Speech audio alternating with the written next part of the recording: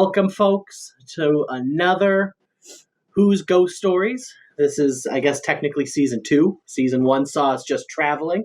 So now we're going to start season 2 off with some non-travel episodes. It's still a little cold. As you can see, we are bundled up inside my porch.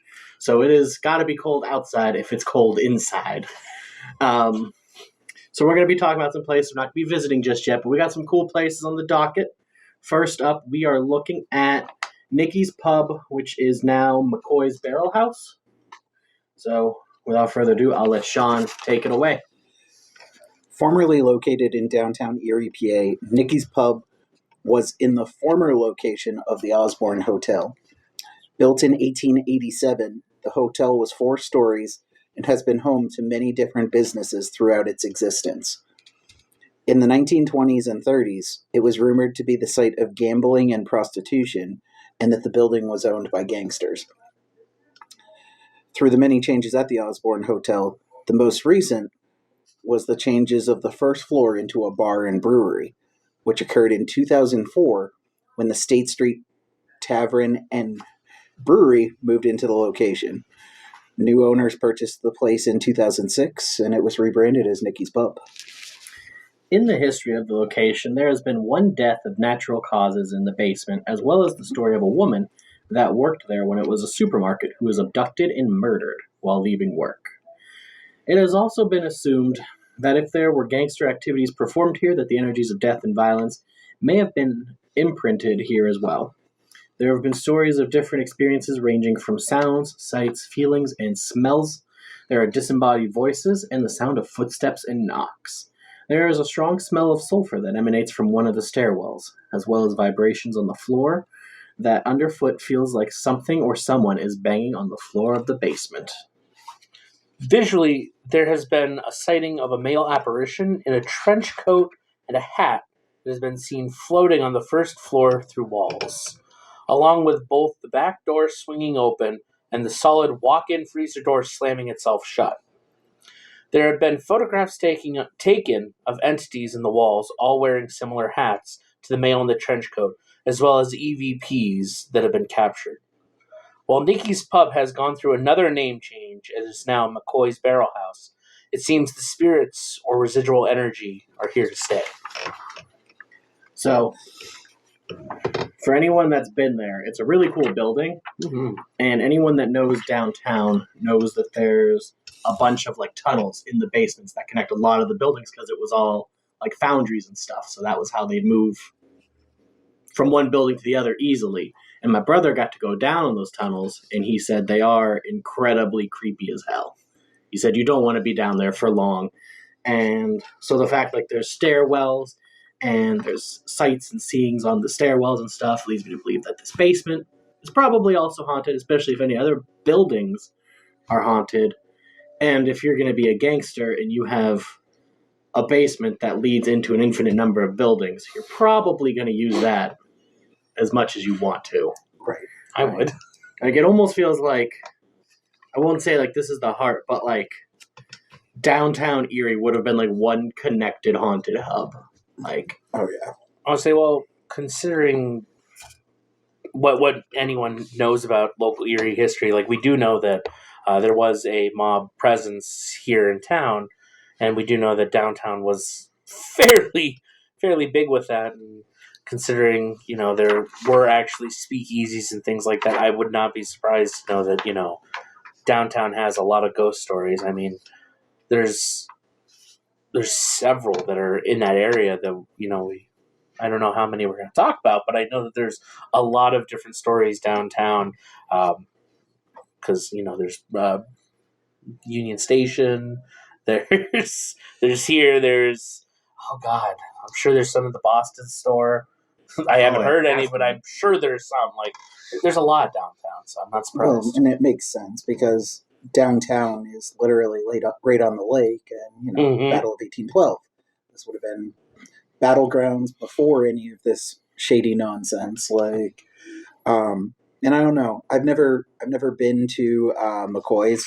We've definitely been in the building to go to Docksiders next door, but I've personally never been to McCoy's, and I would like to check it out sometime. I have been in there, but it was a while ago. So We've been to McCoy's too, and one thing, like, the bar does not use the full building. No. So it would be really cool to somehow get, like, a full building tour, because they got the upstairs, clearly the basement, which they probably just use for storage. Yeah.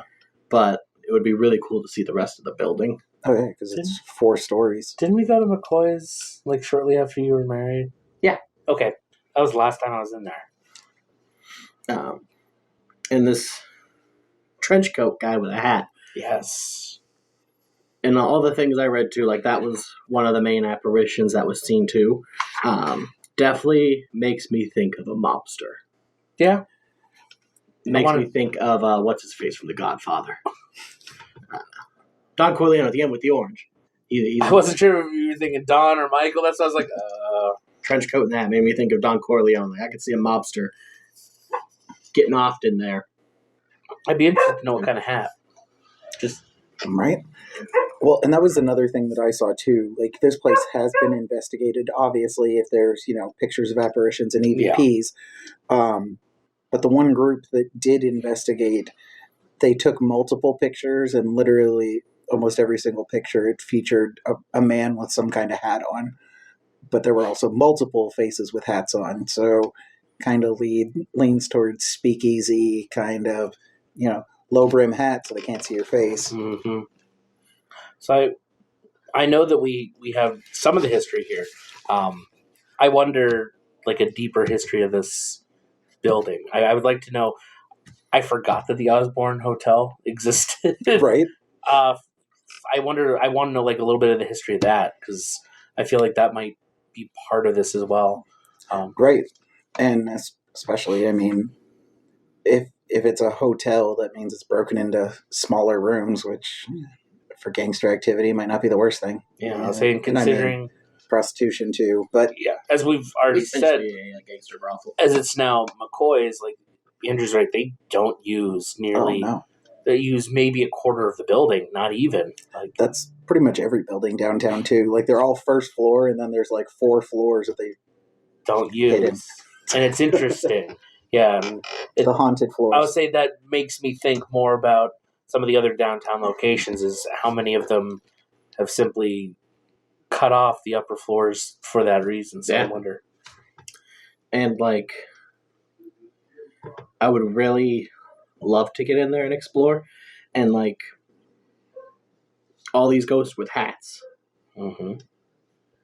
So many of them are talked about being men. Like, how many different female apparitions are in there as well? It'd be interesting, because especially Erie has a pretty good history with seedy downtown hotels. Yeah, even today even we don't recently have many clean downtown hotels.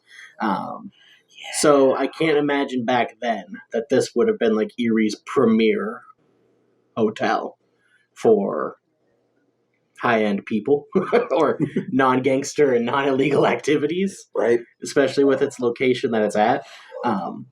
So like I could definitely see a lot of women not making it out of that building alive. Yeah. Kind of comes with the prostitution. Yeah. Like it. Even today, it's easy for people to just disappear, especially if they're in that line of work. Uh-huh.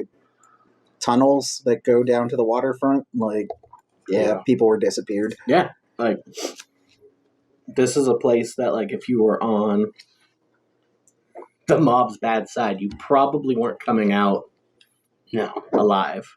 And with the tunnels, they could just move your body wherever they needed to. So, I mean, the location's fascinating. The history itself of this one building is fascinating. I'm very sad that the history now is, the sewer catches fire all the time.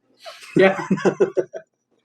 Outside, the fire department's got to go put an underground fire out. In the sewer, not even in their basement. Yeah, in the sewer, as almost all of downtown explodes. It's awesome.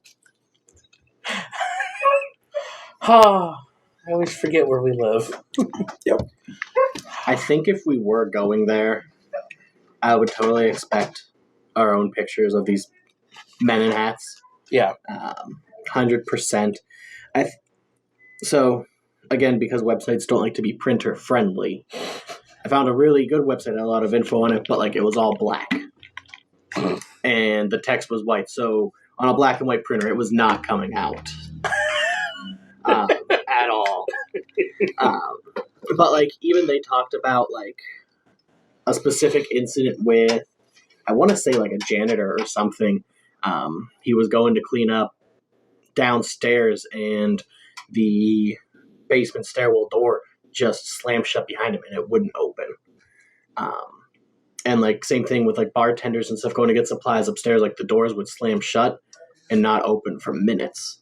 And like, so I mean, that shows that even though like I don't think there's been like a history of someone being harmed by a spirit there, they're not all happy spirits. No. So I'm guessing like if you leave the bar floor, there's a greater chance of you running into something negative, almost like a Gutenberg spirit, where it's not necessarily evil, but it is not happy. Especially like looking at the history, and now the spot where they potentially died is just a dance club. Yeah. You're literally dancing on their graves, possibly. So I can't imagine anybody's happy to be killed by the mob, have their body dumped, and then a bunch of strangers come in and dance the Macarena on top of them. Not gonna lie, I had never thought about the fact that you're dancing on top of where people died. That is crazy. Yeah, it is. It's terrifying. Yeah, like macabre. Oh god. So like it's even like it blows my mind a little bit more when you hear about these pictures of all these guys with hats. But like once you get into like the nitty gritty, it's like there's a lot more there than just some trench coat wearing ghosts saying howdy doody.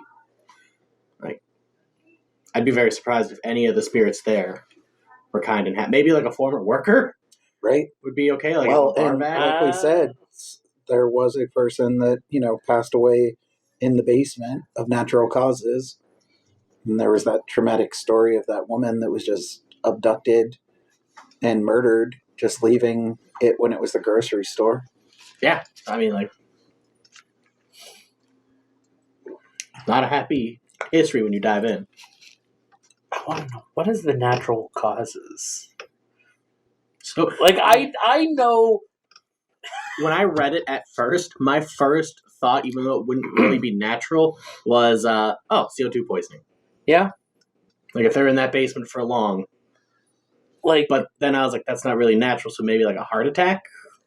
Oh, scared to death. I was saying, and this is kind of where I was going with that question, is that I know for a fact that a lot of times when news stories and police reports say died of natural causes, it's most of the time because there wasn't an answer as to like, oh, it wasn't a gunshot or a knife wound. It was their heart stopped. Their brain exploded. Like, natural causes. Yeah, and if you walk down to the basement and you see a middle-aged older person just laying on the floor, died of a heart attack, fell and hit their head or something. Like, it's not exactly. That's why I'm like, natural causes. What were I'm always the person though that's interested to know more about that. Ghost bum rushed him.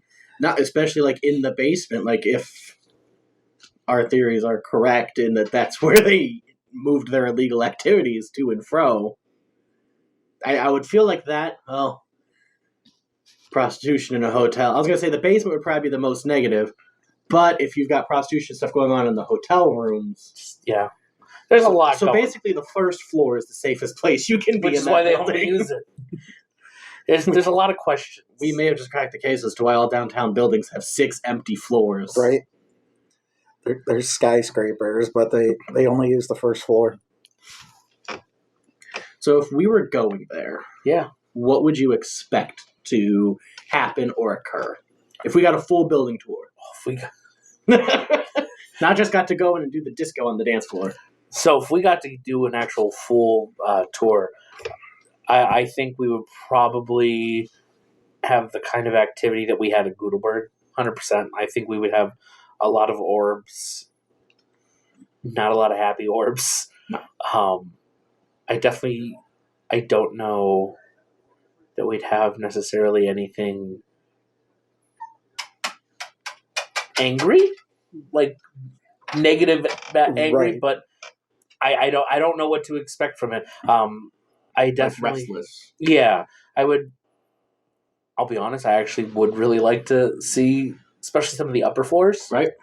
I don't know that I want to go into the basement. I would, but don't know that I actually want to be down there. But I would definitely, it would be interesting. So, yeah, I think we definitely see a lot of orbs. Looking back at pictures, I would be interested to see an apparition that wasn't orbs, which we've seen exclusively at this point, which is still impressive. But Oh yeah. I would be interested to see this man or multiple men in a trench coat and hat. I'd like to be able to actually like have that as well to look at and be like, wow.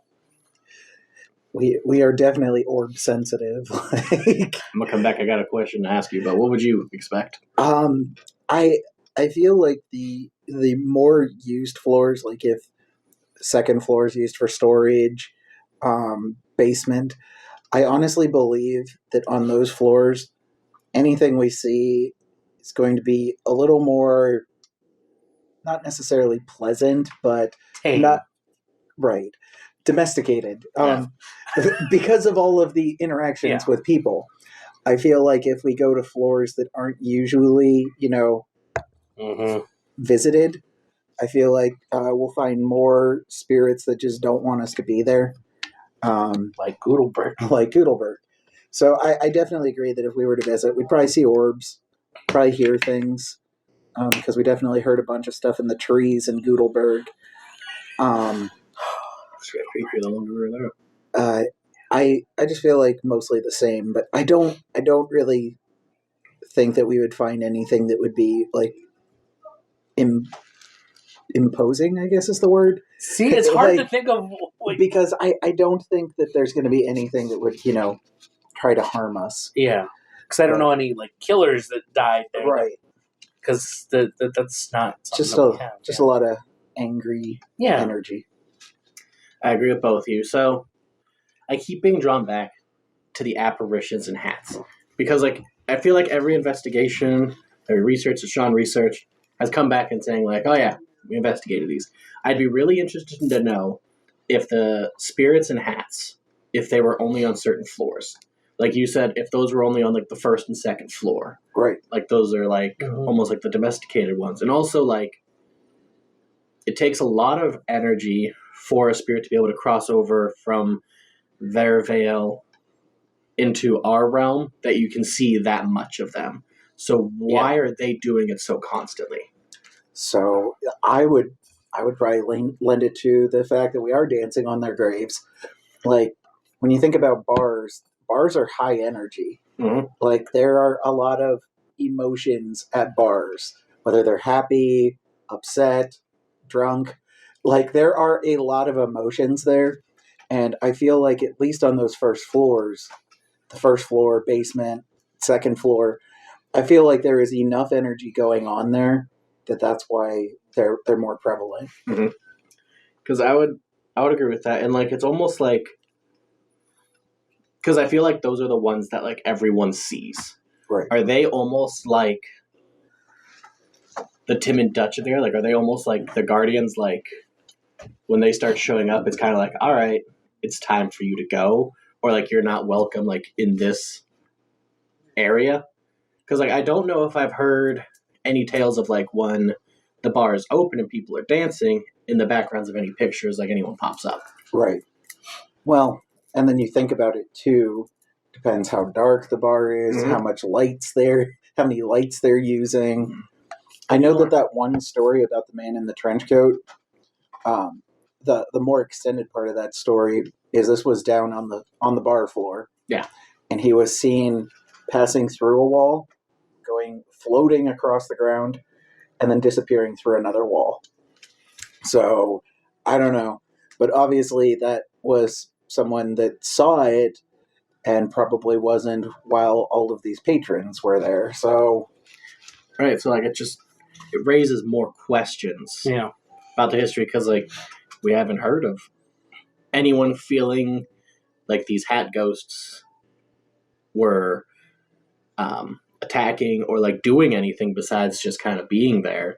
So like it'd be really interesting to find out like if they start popping up or coming through more when they get more agitated, or if you start going to places that you shouldn't be, or if they're just the domesticated ones that are there to hang out and say, hey.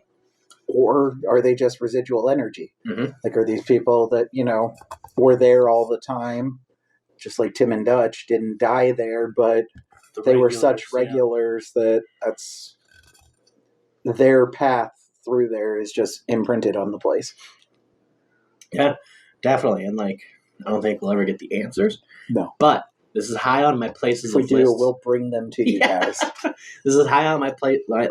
This is number one on the list of places that I want to go, because the more you think about it, there's a lot that could have happened. There's a lot that is historically happened. Pretty much all the research Sean did, that's not a local legend. No. That's stuff that factually happened. So we know for a fact things were going on, even if we don't know what happened behind closed doors. Right. Rumor and innuendo. Yeah. Yeah. And with the mob, anything is possible. I was going to say, and that was the one thing I was trying to think of the entire time was I have some people in my extended family that are big history buffs, and I was trying to think, I've seen pictures of downtown in the 20s and 30s, and I was trying to, visualize what was in the area at the time and what would have been some other potential things, so I don't know.